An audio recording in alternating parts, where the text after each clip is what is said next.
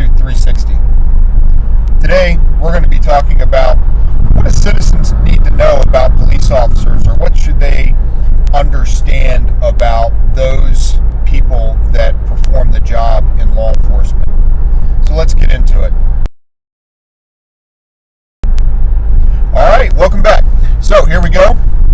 So it was actually requested of me that the videos that I've done up to date have a lot to do with getting into the career field of law enforcement, and it was asked if maybe I could put something out if you're not interested in having a career in law enforcement, just a knowledge of what law enforcement's about, or maybe why officers act the way they do or say the things they say, that type of thing.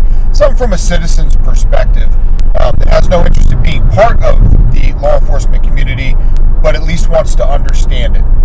So today we're going to start with a couple of, call them pet peeves, if you will. The first one is one that always used to kind of get me, was if I was in a store in uniform and some kid was acting up a little bit, the parent would always look at the kid and go, "You see that policeman right there? You see him? If you don't start behaving, he's going to lock you up." And if I ever got the opportunity, I'd go to the parent and say, "Please don't do that."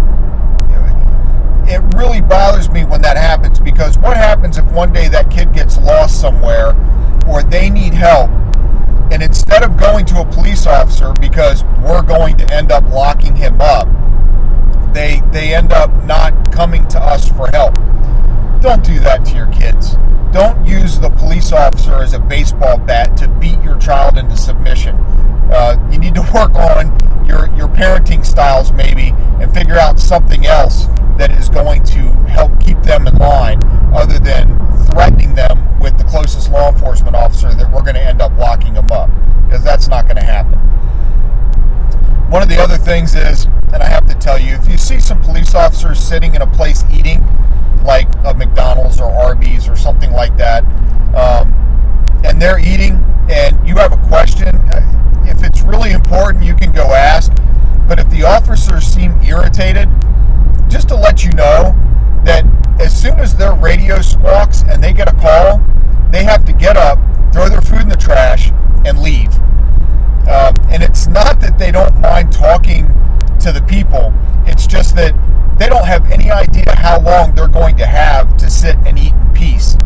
A lot of officers tend to eat really, really fast because they don't want to throw their food away. And so when we go in and order some food and go sit down and eat, we know that at any second we can get that radio call and we're going to have to jump up and go. And when somebody comes up and starts talking to us, we can't really eat while we're talking, and so then we have to wait. And then next thing you know, we end up getting a call, we have to throw our food away, and it's not anybody's fault, but we certainly look at people funny. Like when they start walking by the table, it's like, "Oh, please don't stop here and ask me a question," because you just want to be able to finish your food in peace. All right, so on to a kind of a more serious note. Some people get offended or upset when an officer won't shake their hand. So of course, right now during COVID-19, that's for health reasons, right? Nobody's shaking hands right now. Maybe a little fist bump, elbow bump, or whatever, and we're all doing our social distancing. But other than that, some officers were already concerned about germs. They have no idea where other people have been. They don't know who you are, or where you've been, or what you've been doing, when the last time was you washed your hands, and they're already worried about staying healthy. So they'll tell you they don't shake hands. Or they'll tell you, "I don't shake hands for safety reasons." Well, how is it safety? Well, because if you put your hand into somebody else's and they've got some bad intentions, they can pull you off balance, they can do all kinds of things. Most people, 99.9%, just want to shake your hand. But there's always that 0.1% that law enforcement officers always have to worry about. Something that people that live their lives every day don't necessarily take into consideration.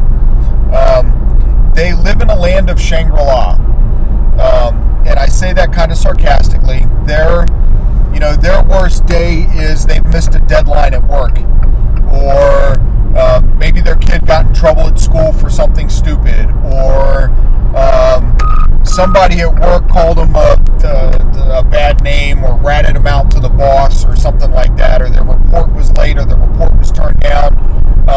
That's their bad day.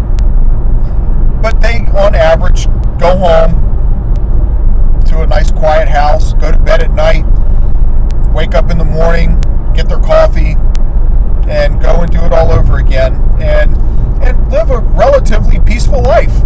Very rarely do they have any encounters with the police, unless, of course, they're caught speeding or something like that.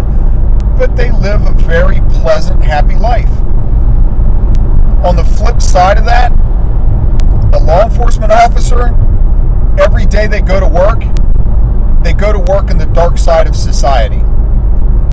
Every day they're going to a domestic violence call. Whether they lock somebody up or not, it doesn't matter. They're sticking themselves into the middle of somebody else's problems. They're going to that suicide call. They're going to the death scene call where just somebody died of natural causes, but you still have to go. They're going to vehicle accidents. They're going to burglary calls, robbery calls, homicide calls. This is what they do for a living.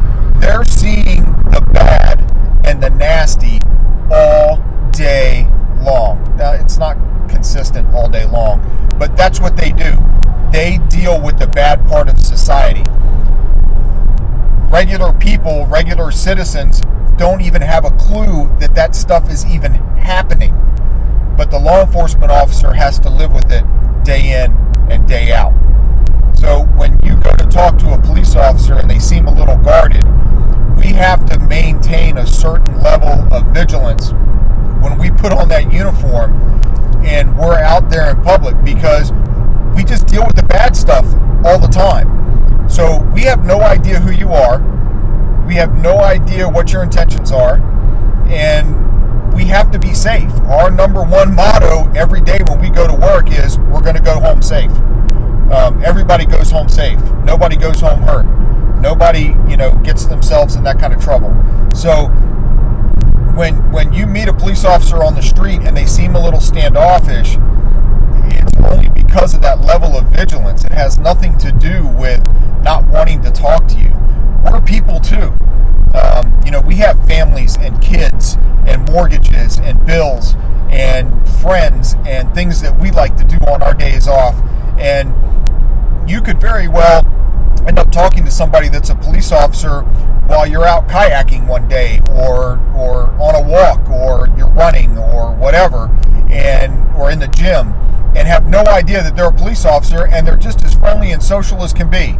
But when you put on that uniform and you're out in public, you have no idea what's coming around that next corner.